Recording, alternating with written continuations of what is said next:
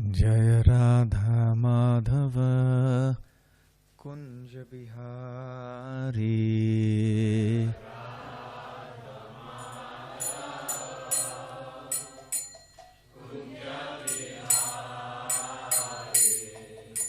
जय राधा माधव कुंज बिहारी।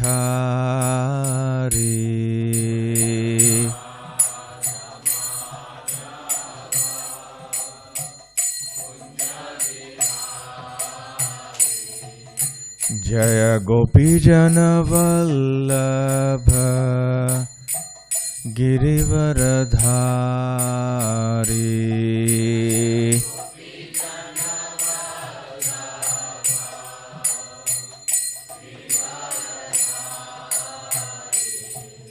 जय गोपीजन वल्लभ गिरिवरधारी।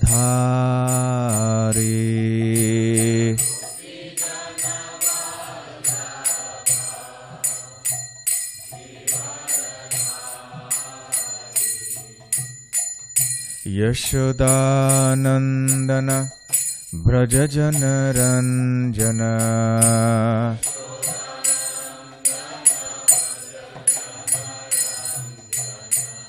यशोदानंदन व्रज जनरंजन।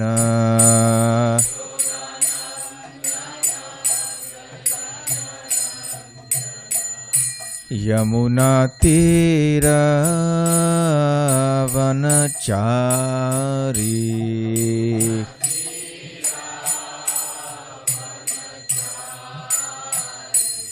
यमुना तीर वनचारी।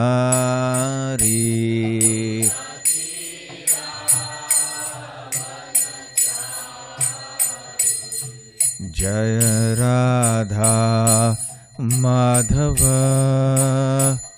कुंज बिहारी।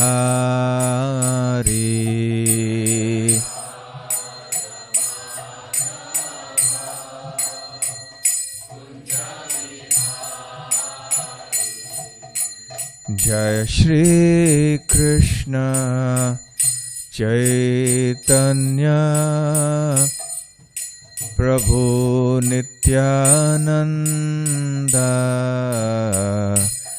श्री अद्वैत गदाधर श्रीवासादि गौर भक्त वृंद।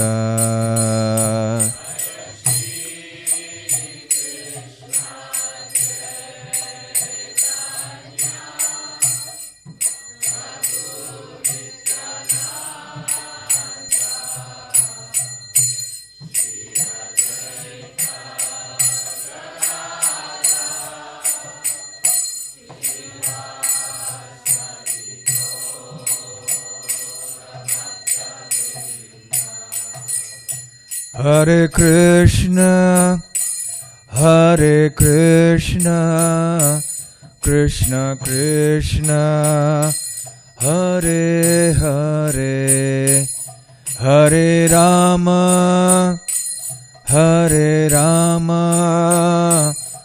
राम राम हरे हरे।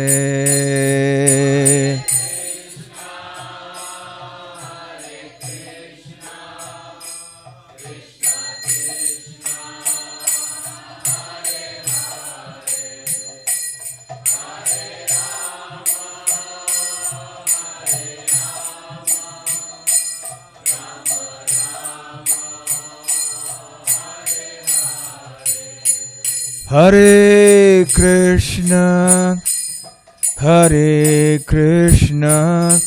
कृष्ण कृष्ण हरे हरे, हरे Ram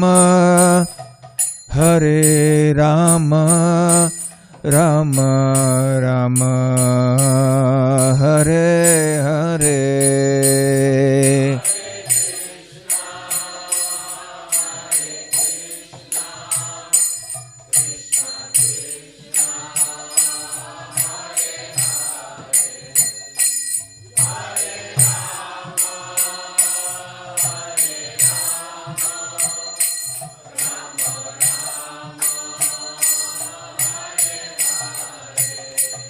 Hare Krishna, Hare Krishna, Krishna Krishna, Hare Hare, Hare Rama, Hare Rama, Rama Rama, Hare Hare.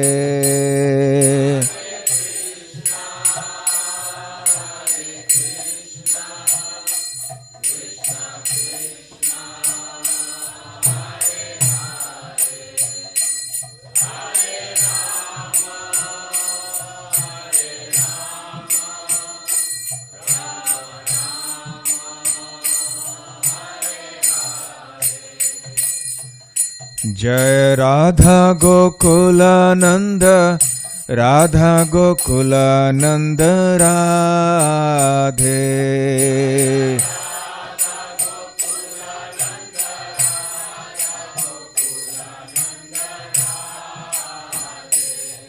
Jai Panchatattva Jaya, Panchatattva Jaya, Panchatattva Jaya, Panchatattva.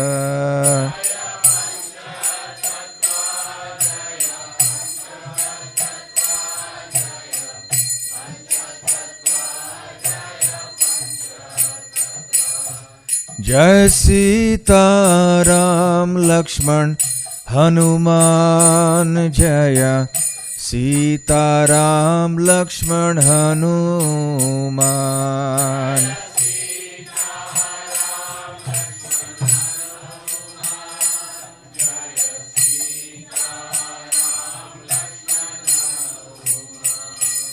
Jaya Jaya Prabhupada, Prabhupada, Prabhupada, Jaya Jaya Prabhupada.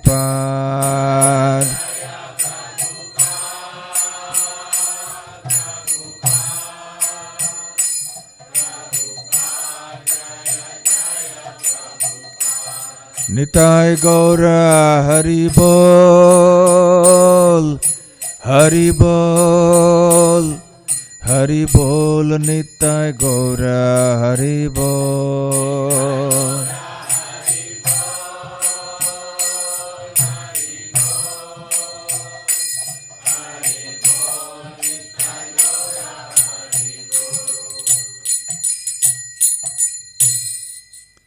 Jayam Vishnupad Paramhansa Parivrajakacharya Ashtottara Sat.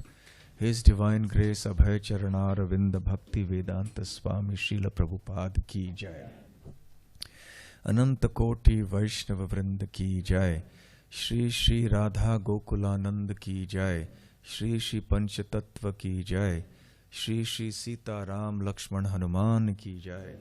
Nitai Gaur Premanande. All glories to the assembled devotees. All glories to the assembled devotees. All glories to the assembled devotees. All glories to Sri Guru and Gauranga.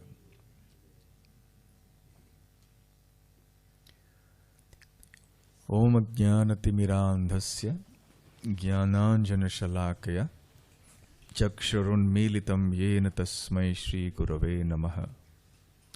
Shri Chaitanya Manobhishtam Sthapitam Yena Bhutale Swayam Rupa Kada Mahyam Dadati Svapadantikam Vandeham Shri Guru Shri Yutapada Kamalam Shri Gurun Vaishnavamscha Shri Rupam Sagrajatam Sahagana Raghunathanvitam Tam Sajivam Sadvaitam Savadhutam Parijana Sahitam Krishna Chaitanya Devam Shri Radha Krishna Padang Sahaganda Lalita Shri Vishakhanvitamscha Nama Om Vishnu Padaya Krishna Presthaya Bhutale Srimate Bhakti Vedanta Swamin Nitinamine Namaste Saraswate Deve Gauravani Pracharine Nirvishesha Shunyavadi Paschatya Deshatarine Vancha Kalpatarubhyascha Kripa Sindhubhya Evacha Patitanam Pavanebhyo Vaishnavebhyo Namo Namaha. Jai Shri Krishna Chaitanya Prabhu Nityananda Shri Advaita Gadadhara Shiva Sadi Gaura Bhakta Vrinda. Hare Krishna, Krishna Krishna, Hare Hare, Hare Rama, Rama Rama, Hare Hare. Hare Krishna. Shri Hanuman ki Jai. So yesterday we were speaking about the rocket launch type flight of Hanuman as he perched himself on the top of Mount Mahendra and got ready to jump across the sea to Lanka. Valmiki Muni has described in very elaborate detail the preparations for Hanuman's launch and also what happened shortly after the launch and also in the course of the flight across the sea. Once Hanuman was flying across the sea, because of the sheer force of his movement and the impact of his launch, not only was the whole mountain crumbling to pieces, as we discussed yesterday, but even the ocean was agitated, and it was like a tsunami. A whole tsunami of waves that were going very high were generated in the ocean. And they struck Hanuman on his chest, and without caring for them, he continued to fly across. As it happened, the demigods wanted to encourage Hanuman in his flight. There was a mountain inside the ocean called Mainaka Mountain, which had been placed there by Indra to prevent the demons from coming from the nether regions onto the earth. So they requested, and the ocean also wanted to assist Hanuman in his journey, because the ocean knew the glorious purpose for which Hanuman was going across the sea. So the ocean requested the Mainaka mountain to rise above the waters and to give a place for Hanuman to rest for a while. Like a transit, when you go on a flight, you halt for some time, take another flight. So the ocean felt that maybe this is a chance to serve Hanuman and hence to serve Lord Ram. And this will give a chance to Hanuman to also rest. So the mountain emerged from the ocean, and Hanuman thought it was an impediment, an unfavorable, inimical impediment. So he pushed it aside with his chest. The Mainaka mountain, recognizing the valor of Hanuman, assumed the human form and came on top of the mountain and with folded hands began to plead with Hanuman. He says, "Oh great Hanuman, I am only wishing to serve you at this time. I have no inimical intent. I wish to please your father by serving you. In the days of yore, we mountains also used to have our wings, and we would fly everywhere. But the rishis and the demigods became afraid that if we by chance fell down, then we would crush everything. So therefore they deprived us of our wings, and Indra cut off the wings of everybody. But somehow I was spared, and I remained here because your father Vayu placed me here in the ocean. And therefore I remained here. So please rest a while. Take some refreshments, and then you can move on."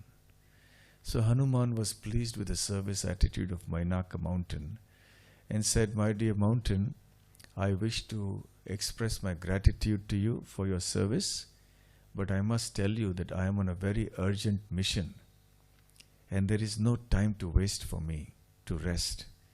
So I must move." So he respectfully touched Mainaka mountain, and then he flew on. Meanwhile, Indra came to Mainaka mountain and said, "Henceforth you need not fear. my thunderbolt, with which I have cut off the wings of all the other mountains. So you may retain your wings. And the mountain sunk back into the ocean. Again, as Hanuman flew across the sea, the demigods wanted to ascertain the valor and the prowess of Hanuman, because the kind of mission on which Hanuman was proceeding was so difficult. Ravan was extremely strong. He could overpower even most of the demigods. So this was not an ordinary mission. So the demigods wanted to be sure that Hanuman was actually fit for the task. So they spoke to the mother of the Nagas, whose name was Surasa, that please rise above the water and test the strength of Hanuman.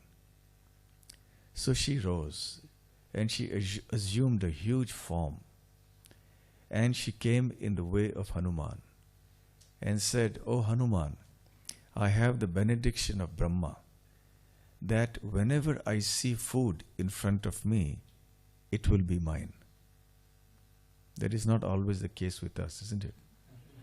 We many times see food and then, either we are not able to get it, or the doctor has told us not to take it, or for some reason we don't have access to that food.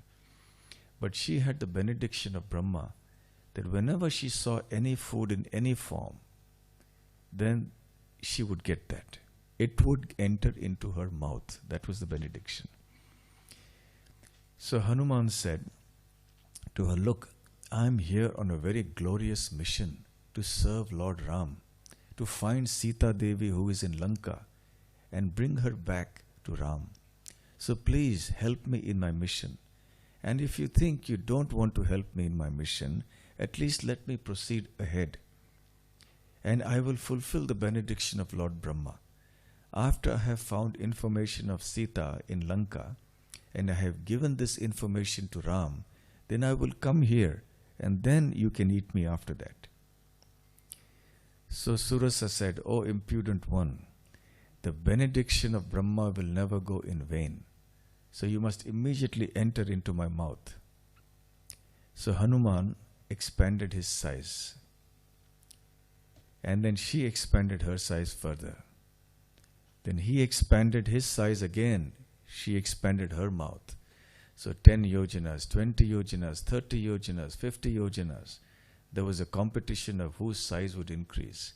As she increased the size of her gaping mouth, Hanuman would increase his body size even more than that. Finally, she increased it to almost 100 yojanas. And Hanuman was also that big. And Hanuman was very clever. So he immediately reduced his size to a very tiny size. And he flew into the mouth of Surasa and quickly came out of the mouth of Surasa. So he had fulfilled the benediction of Brahma, that he would enter into the mouth of Surasa. So he went rapidly into the mouth, and before she could realize what had happened, he had come out of the mouth. And he said, "Okay, now I have fulfilled the benediction of Lord Brahma, so that you have now no problems." So she was very pleased with his intelligence and his valor. She said she identified herself as the mother of the Nagas. "Now all the demigods are confident that you will be able to accomplish your task. So please go ahead." So Hanuman continued to fly. So this is one of the famous pastimes of Hanuman. You must have heard about it, where he increased his size and then suddenly made himself very small, entered into the mouth and came out again. So then he flew on. Another Rakshasi came on the scene. Her name was Simhika. And she also came with an open mouth, that she kept increasing the size of her mouth. Now Hanuman was getting impatient with all these obstacles coming in the path. So this time he didn't have time for any niceties or for being goody-goody. So he just entered into her mouth and penetrated right into her heart and came out through the body. So he killed her by entering into her and piercing her body on the way out. And in this way he continued his journey. And as he was flying, At what altitude, I don't know. Our planes fly at 30,000 feet. Our aeroplanes. So, and they fly at about maybe 800 to 900 miles an hour. So Hanuman's speed, what it was, I do not know. What altitude and speed. But at a distance, now he could see the beaches and the forests of Lanka. And the Trikuta mountain on which the city of Lanka was situated. So he came there and landed on one of the crags of the Trikuta mountain. And he looked up to survey the huge city of Lanka. At that time, he still had a big form, maybe not as gigantic as he had when he started out, but it was still very large. Valmiki Muni explains that as Hanuman was flying over the ocean, the size of his shadow was about 80 miles by 240 miles. And the Simhika Rakshasi attacked him by holding his shadow. You know, this is also a kind of mystic potency. A mystic potency where somebody can step on your shadow and you won't be able to move. You're stuck. It's as if somebody is personally dragging you behind. So she had this potency. So when Simhika came in front of Hanuman, actually Hanuman didn't see her initially. He was flying and flying. And suddenly he felt himself getting dragged behind. And he thought, what's happening? Am I losing my strength? But that should not be happening. Then he looked around to see that this Simhika Rakshasi was holding his shadow. So then he understood what was happening. And he had a huge shadow. So therefore it was not difficult for Simhika to grab the shadow. So these are little things we read of in the scriptures which are not possible now. So in any case, he came to Lanka. And he stood there. And he was thinking, how on earth are we going to reach here? Lanka was massive. And the fortifications of Lanka seemed very formidable. And as he rose, he could see the guards. The army was huge. There were thousands and thousands of soldiers guarding Lanka at every point. Hanuman felt to himself, even the wind cannot enter into Lanka without being given permission. So how is it that Ram will emerge victorious here? Because only myself, Angad, Neel and one or two others may be able to cross over the ocean. So even if Ram and Lakshman come with a handful of us, how can we defeat this massive Rakshasa army of Lanka? And with this kind of fortification, high walls and moats and weapons of all sorts. So as he somehow reduced his size, and he went on top, and somehow he said, I should wait for the night, because in the daytime everybody can see me. So when it was night, he tried to slip into Lanka through the walls. And at that time another fierce Rakshasi emerged. She said, I am the goddess of Lanka. And who are you who dares to enter into this city? No monkey is allowed to enter into this city without my permission. Of course, generally, animals and birds, they enter freely into so many places. In Vrindavan, if you see, is famous for monkeys coming here and there, everywhere. They enter into your house, they enter anywhere and everywhere. There was one Mataji, one lady in Vrindavan, one devotee. She purchased a flat from the real estate developer. He had built a multi-storied building. And she purchased one of the apartments in that flat, in that building. And in that whole building, there was a whole army of monkeys residing. That was their favorite haunt. So they would live wherever they were living, but in the daytime, night they would go into the trees, I suppose. But in the daytime, they were all over the place with their extended families. And so they would be everywhere in the passages of the building. As you opened your door, immediately you would see some monkeys, in the court, in the passage. So naturally people were not, they felt a little nervous about this, because you never know what monkeys may do. So she complained to the developer that, you do something about the monkeys. As soon as I open my door, there are monkeys in the front and monkeys on the stairways. As the lift door opens, suddenly you see monkeys in the front. It's very scary. So he said, Mataji, in Vrindavan, especially in my society, the monkeys come free with the flat. Just like when you buy some product in the market, they say you get a ballpoint pen with this, this gift, you get a free gift. So he said the monkeys come free. So here we may not be able to prevent the monkeys from entering, or even the cats and dogs and so on. But in Lanka, the fortifications were so strong, not even a little monkey could get in. And by now Hanuman had made his size very small, like a cat, the size of a cat, just to evade notice. But still Lanka Devi, she accosted him and said, you can't enter. And then Hanuman said, you must allow me to go. He said, no. And then she struck him, and Hanuman became very indignant. And he gave her one light slap. He didn't hit her too hard, because he felt, I can't strike a woman. It's not right. Against my dharma. He just gave her a light slap, but that light slap was so strong that she fell down moaning in pain. And then she said, oh yes, I remember something that Brahma, the creator, told me a long, long time ago. He said, when a monkey comes here into Lanka and hits you so hard and overpowers you, that is an indication that the entire Rakshasa army of Lanka will be defeated and Ravana will also be destroyed. So now I can understand that Ravana's death is near. So now you go ahead inside. So Hanuman entered into Lanka. And he was struck with wonder to see the sheer opulence of Lanka.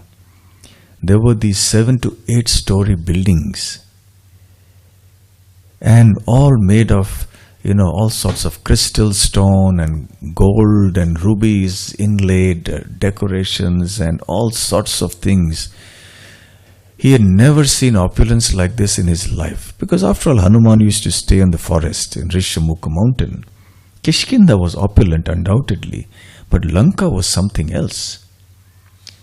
And then he saw the Rakshasas everywhere going about in their huge chariots and their power and their weapons. And then he was looking here and there, and he could see the enjoyment and the revelry going on, because it was night now. So there was all sorts of revelry going on, enjoyment going on everywhere. Then he jumped in from palace to palace and building to building, and he went inside and he saw so many women all over inside, and all sorts of revelry, today you would call them parties, that were going on inside. And there was intoxication, there was all sorts of sense gratification going on. And Hanuman was only searching for Sita. He saw all these ladies inappropriately dressed and all over, and intoxication everywhere, all sorts of enjoyment going on. And he was thinking, I'm a brahmachari, what am I doing here? And I'm seeing all these sights. It's not good for me, it's very sinful. But then my intention is clear, because I am here only to look for Sita. And he said, none of these are Sita for sure. He had seen Sita when she was being carried away by Ravana, but they were very high. And at that point, when Ravana was flying over Kishkinda, over Rishamukha mountain, Sita had seen these monkeys, Sugriva, Hanuman, and 2 or 3 of their associates, and she had dropped some of her jewelry. And that jewelry had been preserved by Sugriva, and he gave it to Ram when Ram and Sugriva met for the first time. So Hanuman had some idea, but not very clear, because he had seen her from a distance. So she was looking, and then he went into the palace after palace or house after house to see where Sita was, but he could not find her. Then he went into Ravana's chambers. Ravana's personal home was miles long. And there also there were so many women. They were all intoxicated. This was a Rakshasa community. So, So if that happens in human society, and it does a lot, then we can understand that this human society is also becoming like Rakshasa society, where everybody, men, women, everyone takes intoxication and indulge in all sorts of unholy revelry. All sorts of things happen. I think you know better than me what happens in the outside world. So he saw this and he was thinking, what is going on? And then he saw, are these princesses, these queens, they look so beautiful. Are they Sita? He said, no. Sita cannot be in the chambers enjoying with Ravana. That's not possible. Then he identified the queen, the principal queen of Ravana, Mandodari. She looked very regal and very dignified. But still, because she was associating with Ravana, he said, this cannot be Sita. And as time was going by, the hours of the night were passing, and Hanuman was going from building to building, from place to place, all over the streets, and he was not able to find Sita. So he was becoming discouraged, and he was becoming a little depressed. What happens if I don't find Sita? By chance, if she's dead out of grief, or perhaps Ravana has killed her because she refused to submit to his desires. So what will happen? And he started thinking about the dreadful consequences of that. If by chance Sita has died, then what will I do? How will I face Ram? Surely Ram and Lakshman will not be able to live. They will give up their life heirs. And then Sugriva will die. All the monkey soldiers will die in grief. And then because of that, Shatrugna, the three brothers, they will all die. There will be total devastation. No, I cannot go back with this news. Better I stay here and die. So all these thoughts were going on in Hanuman's mind because he was unable to find Sita. So he looked all over the city, and then he became more and more discouraged. Finally, on the outskirts of the city, he saw a grove of Ashoka trees, the Ashoka Vatika. He said, this is the last chance. This is the only place that I have not seen.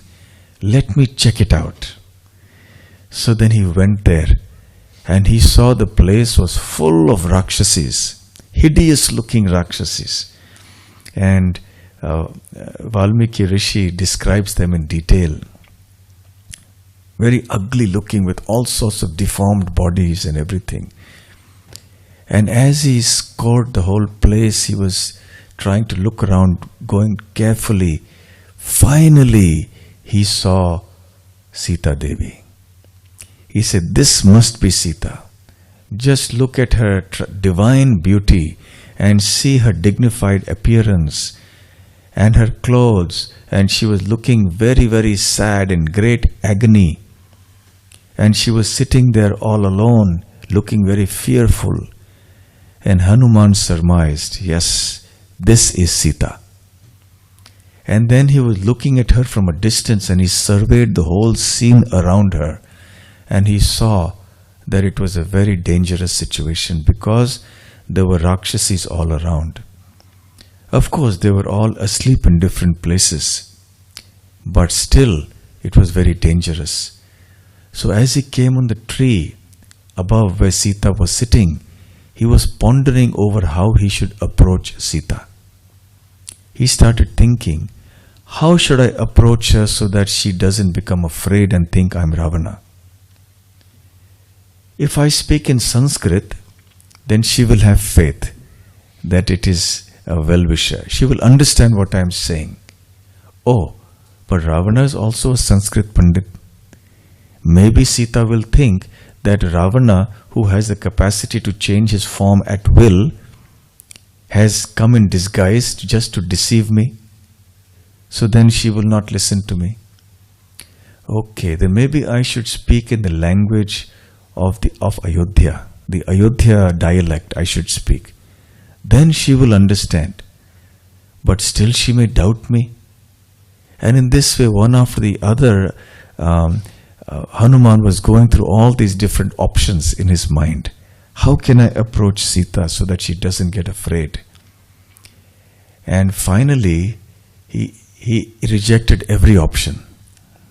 Because Valmiki gives a list of so many options, but if I start giving those options, we will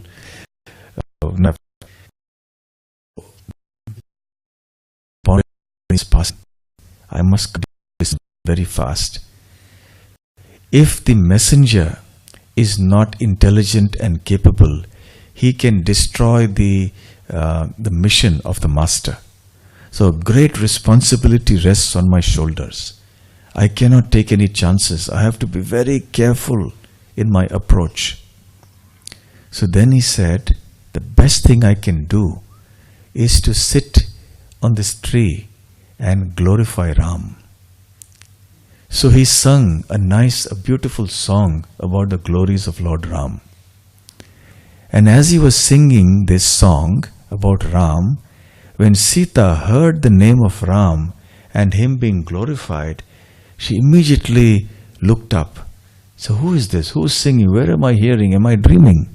Who is singing the glories of Ram here in the middle of Lanka?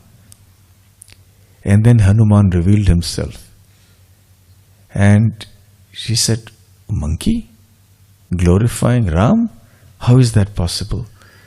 So then Hanuman started speaking and said, I am the messenger of Ram. But Sita wasn't ready to believe him because she knew the guiles of Ravana. She had already been tricked once by Ravan in the beginning when she was abducted. So now she was very careful.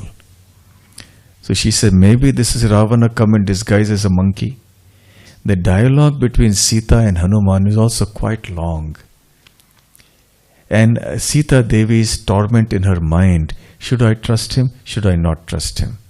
Is it Ravana in disguise, or is he genuinely a messenger of Ram?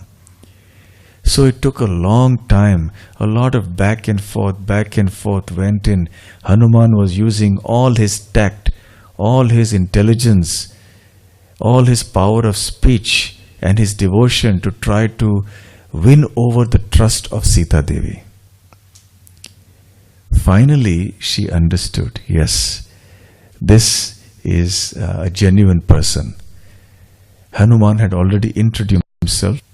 He explained who he was, etc., and why he had come here, how the Lord had sent him here, how he had jumped across the sea.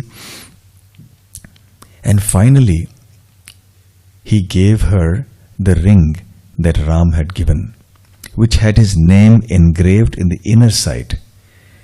When Sita saw this, she became overjoyed.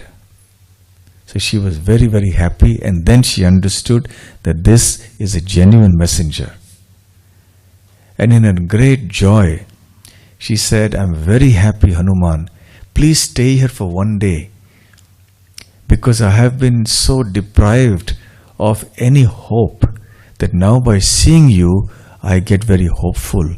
Although when I look at the reality of the situation, I see how is it possible for Ram and Lakshman to cross the sea and come here and then to fight against Ravana and his massive army? How will it ever be possible? And how will he take me across the sea again? So she was still going through this torment, and Hanuman assured her, consoled her. He said, don't worry, Lord Ram is capable and I am no less. I will make sure, even now I can take you, you sit on my shoulders, and I will jump across the sea and take you back to Ram. And Sita said, now you're talking like a monkey. How can a monkey jump across? But I came across this way, I jumped. So Sita said, well, if I sit on your shoulder and you'll go at such a fast speed, then I may just faint because of that force, and I may fall into the sea, and I'll be eaten by all the crocodiles and whoever other dangerous animals that live in the sea. And even if I were to survive, I may fall, and the Rakshasas will chase you, they will attack you, and you will be busy fighting with them. And then because you're busy, I may slip and fall into the sea. Then what will happen? So in this way, Sita was giving lots of reasons. And finally she said, I can never touch another man except my husband. Therefore, I cannot touch you, even though I know you are such a great devotee and you mean well and you are very pure-hearted. Of course, she had already been touched by Ravana, but that was by force. So she said, furthermore, apart from that, it is for the glory of Ram that he should come here and rescue me and take me back. Then Ram's glory will spread everywhere. If you rescue me and take me back, Ram will not get any glory. So I want Ram to get all the glory. So therefore, please make haste and tell Ram about my situation and ask him to come here as soon as possible. So Hanuman said, all right. But he said, before that, let me visit Lanka and test the strength of the Ravanas, of Ravana and the Rakshasas. So Ravana ventured out. He said, what should I do? I have to do something to attract attention. So he went to the gate of the garden and he destroyed the entire garden, the entire Ashoka trees. He created havoc there. The Rakshasis who were lying asleep here and there in the garden, they awoke with a start, and in terror they saw this terrorist had come here. Unfortunately, Lanka, there has been a terrorist attack. You must have heard about it. And more than 250 people or something have been killed. Unfortunate. But of course, terrorism is not a new thing. Hiranyakashipu was probably the original terrorist. And there were many other terrorists who followed in his wake. Ravana was another terrorist like that. See, the world has seen, unfortunately, many terrorists.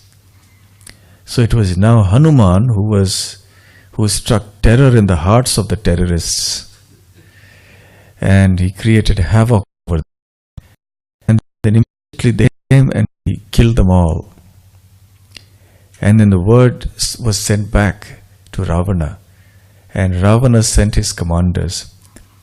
And one after the other, Ravana's generals and commanders came. He sent thousands of Rakshasa soldiers, and Hanuman easily defeated all of them. All these episodes have been described at great length, very picturesquely, by Valmiki Muni in the Ramayana. So in any case, one after the other, Hanuman defeated every one of them.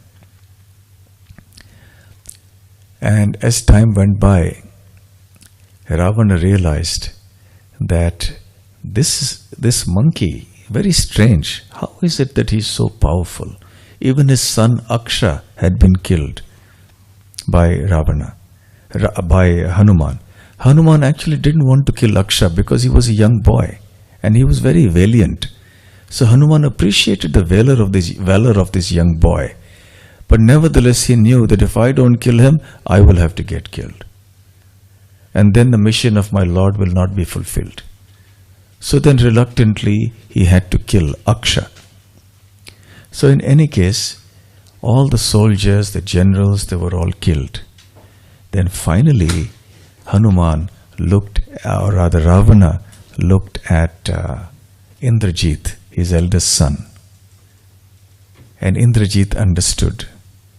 So Indrajit went out, understanding that this monkey is not an ordinary monkey. And then there was a fierce battle, and Indrajit let loose his Brahmastra weapon. The Brahmastra weapon is the weapon of Brahma. And that is practically insurmountable. Anyone who employs the Brahmastra weapon is undefeatable. Now, Indrajit used the Brahmastra weapon and let it loose at Hanuman. Now you will remember that when Hanuman in his babyhood, soon after birth, had been struck by the thunderbolt of Indra and he had died, and then Brahma had brought all the demigods and they had given benedictions to baby Hanuman, and Brahma himself had given the benediction that Hanuman would be immune to his own weapon, that is Brahmastra. That is, the Brahmastra weapon would lose its power in a very short time if it was used against Hanuman. Indrajit did not know that. So he let loose his Brahmastra weapon, and apparently Hanuman was tied. But very quickly the effect of the Brahmastra wore off. In the meanwhile, as he sat there, the Rakshasas came, the other soldiers, and they bound him with ropes. And Indrajit said in his mind, "Oh, these foolish Rakshasas." Why did he think that? For one thing, the Brahmastra, because it has its own dignity, it will act only by itself, not when it is used in conjunction with other forces or other weapons. So the moment the Rakshasas tied Hanuman with a rope, the rope had been used as a means of confining or restraining Hanuman, the Brahmastra lost its power. It would not work anymore. Indrajit knew. He said, "Why have these Rakshasas gone and tied Hanuman with a rope? And now my Brahmastra has gone waste." But even before that, Indrajit understood that this monkey is only pretending to be bound. He is only pretending to be in pain, but actually he is free. Something's wrong here. So in any case, Hanuman voluntarily allowed himself to be bound because he wanted to see Ravana face to face. And now he had tested the strength of the armies of Lanka. He had seen what Lanka was within. He had seen the generals and soldiers of Ravana, and now he wanted to see Ravana himself. So he was bound, he pretended to be captured, and the soldiers of Ravana led him into the court, and a long dialogue ensued between Ravana and Hanuman. And Ravana finally said, "Who are you?" And as I mentioned in the first day of the Katha, Hanuman introduced himself. Does anyone remember what was Hanuman's famous introduction? No. "I am the servant of Ram." Yes? Huh? When he first met, he introduced as Supreme Servant. That is in Kishkinda.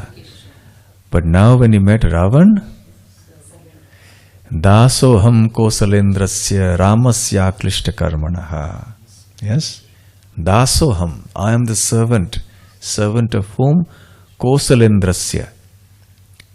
I am the servant of the king of Kosala, whose name is Ram. I am the servant of Ram, Ramasya, who never gets tired in his activities, who is aklishta karmanaha. Klishta means to get tired.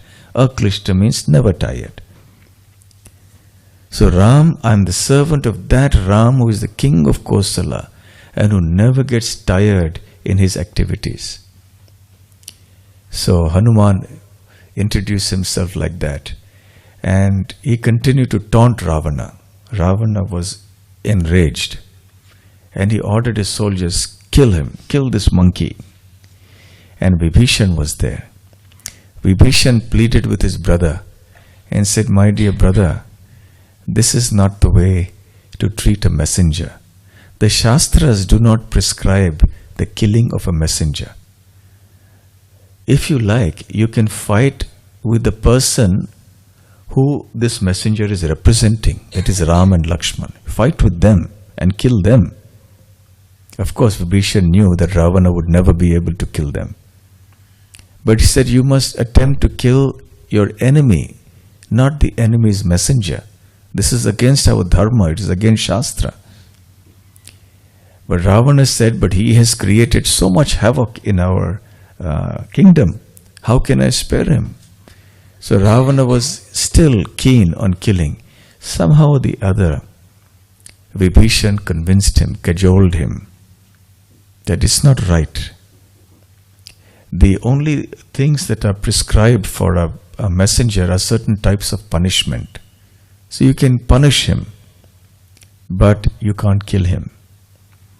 So finally Ravana agreed to Vibhishan's advice. Then he thought for a moment, how should I punish this wretched monkey who has come and created such havoc in my kingdom? He thought for a moment and said, monkeys are very proud of their tails. So let me humiliate him by setting his tail on fire. So he told his soldiers, set his tail on fire. So the Rakshasas came with a cloth that had been dipped in oil, that would burst into flames if it was lit. And then they tied this to Hanuman's tail tightly, and then they lit it with a torch, and Hanuman's tail was set on fire. So Hanuman suddenly leapt up. Of course, as I said, he was not actually captured. He only pretended that he was captured. Then he leapt up and he burst through the palace confines, and he went out and he brandished his weapon, the tail, and set everything around on fire. So everything in Lanka was now burning thanks to Hanuman. And Agni Dev, who was one of the demigods who had offered benedictions to Hanuman when he was a baby, and he felt great compassion for Hanuman. He wanted to assist Hanuman. So he started blowing cool ice winds, icy breezes on the tail. So Hanuman was feeling puzzled. How is it that when my tail is burning, I'm feeling as if my tail has been dipped in ice? I'm feeling so cool and nice. My tail is feeling very comfortable and is burning. How is that? Maybe this is because of the mercy of Lord Ram and Lakshman and Sita.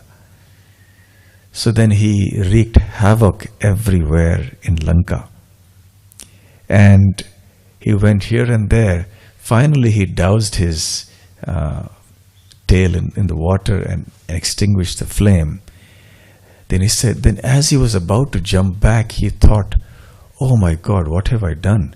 I have burned down the whole of Lanka. What if Sita has been burnt in this fire? Oh, what did I do? So I must go back to Ashok Vatika and check whether Sita is safe. So immediately he jumped to Ashok Vatika, and he saw that Sita was safe.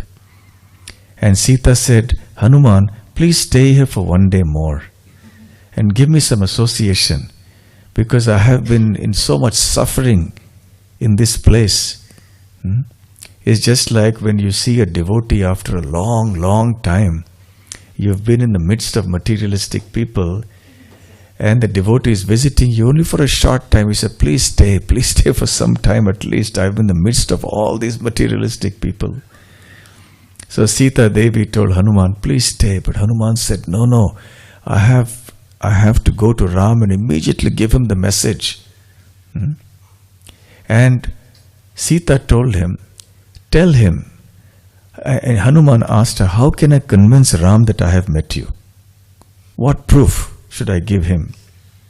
So, naturally, a good question. Just as Ram had given a ring to Hanuman to convince Sita that Hanuman was a genuine envoy of Ram, similarly now Hanuman wanted something from Sita to give back to Ram.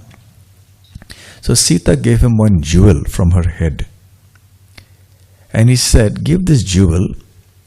And this jewel has been, when it was given to me, 3 people saw it. Ram, my mother gave it to me as a dowry at my wedding, and Ram's father, Dasharath Maharaj, was present at that time. So these 3 people are witness. So you can give this jewel to Ram and tell him about this incident when my mother gave this jewel to me. And also, to further clarify and confirm that you have met me, tell him of this one incident that happened, which nobody else knows about. That I was sitting with Ram one time when we were in the exile in the forest, and we were sitting comfortably chatting, and at that time a crow came and started troubling me. And I became very annoyed, and I was trying to shoo away the crow, but the crow was adamant. And finally, Lord Ram also laughed, and I went and sat near Ram, and then the crow stayed at a distance out of fear of Ram.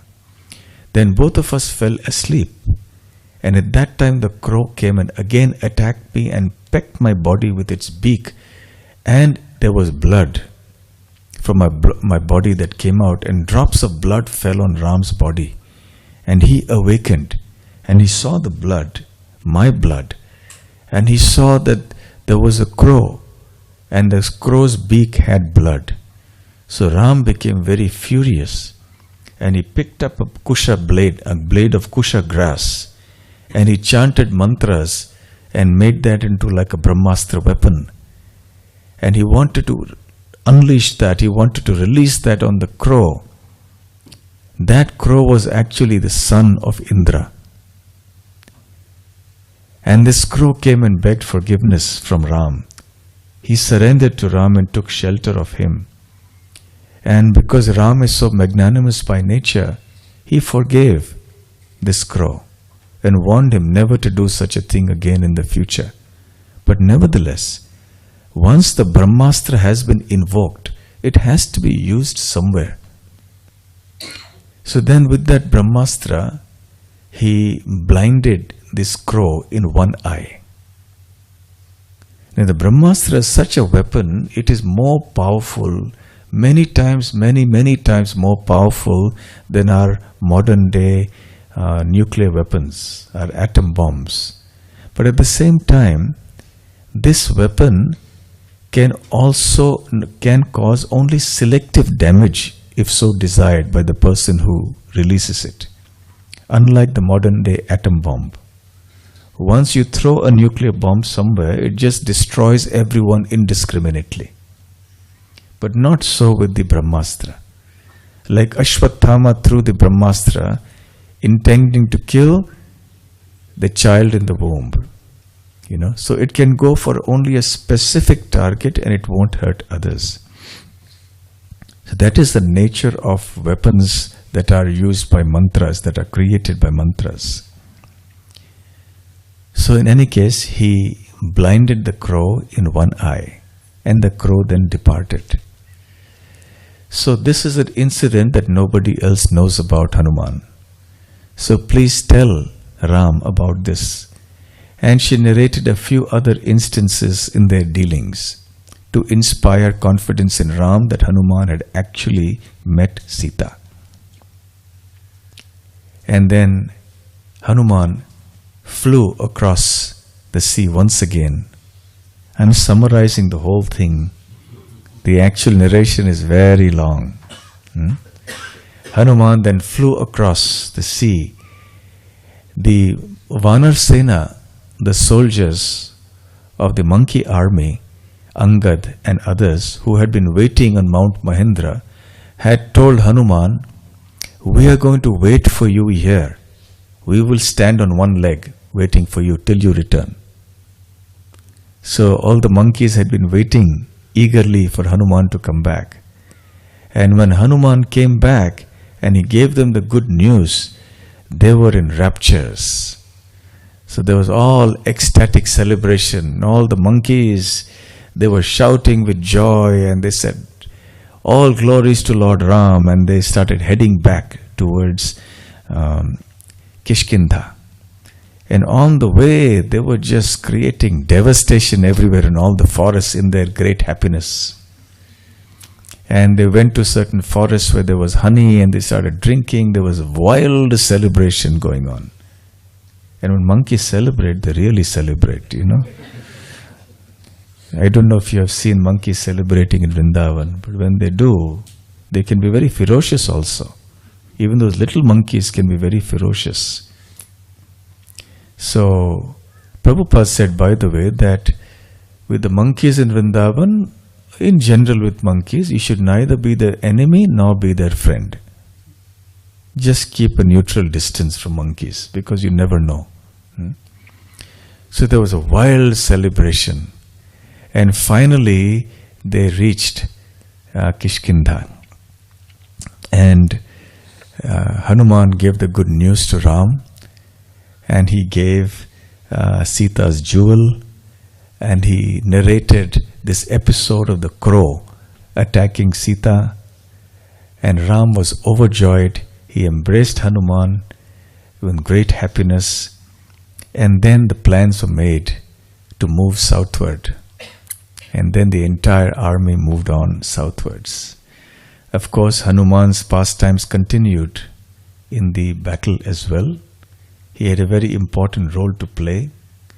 You all know the pastime of his lifting the Gandhamadhan, the mountain, bringing it on his palm. That picture is very famous. The Sanjeevani herbs to revive Ram and Lakshman. Hanuman had also actually, in the course of building the bridge, he had also carried Govardhan to put into the ocean. But somewhere as he was flying over Braj, Govardhan said, I want to, be here. So Hanuman had, at that time they heard the news that the bridge was already built. So then Govardhan said, it's already built. Hanuman placed Govardhan in Braj. And Govardhan was very sorry. He said, I wanted to serve Ram. I was so eager, and now I have lost that opportunity. So when Hanuman told this to Lord Ram later, after jumping to Lanka, Ram said, please tell him, please console him, and tell him that in this age of Treta, I will not be able to utilize his services. But in the next age of Dwapar, I will give him many, many opportunities to serve me. And then indeed in Dwapar Yuga, the Lord came in his original form as Krishna. And he had so many pastimes on and around Govardhan. So Hanuman had a very important role to play in Govardhan coming to Braj. That's one of the pastimes that is narrated about how Govardhan came to Braj. Pavana Sutta Hanuman ki jai. Shri Shri Sita Ram Lakshman Hanuman ki jai. Gaur Premanande. Hare Krishna. There are many, many more pastimes of Hanuman, of course. And anyway, now this season was the Hanuman flavor. And Ram flavor because of Ram Navami and Hanuman Jayanti. Very soon we will have Narsimha Chaturdashi. You can be Narsimha flavor and mood. So you can hear pastimes of Lord Narsimha Dev and Prahlad. Srila Prabhupada ki jai. Gaur Premanande Hari Hari Bol. Hare Krishna.